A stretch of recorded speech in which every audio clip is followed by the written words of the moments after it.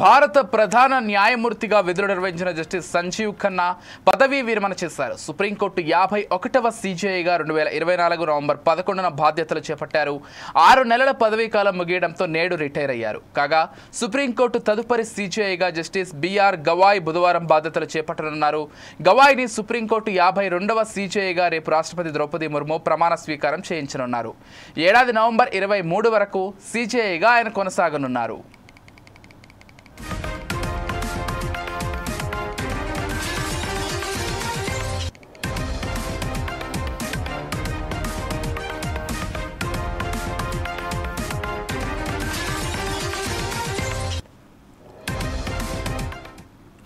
భారత ప్రధాన న్యాయమూర్తిగా విధులు నిర్వహించిన జస్టిస్ సంజీవ్ ఖన్నా పదవీ విరమణ చేశారు.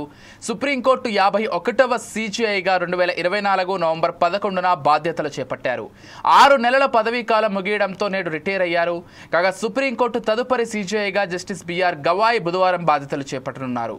గవాయ్ను సుప్రీంకోర్టు 52వ సీజేఐగా రేపు రాష్ట్రపతి ద్రౌపది ముర్ము ప్రమాణ స్వీకారం చేయించనున్నారు. ఏడాది నవంబర్ 23 వరకు సీజేఐగా ఆయన కొనసాగనున్నారు.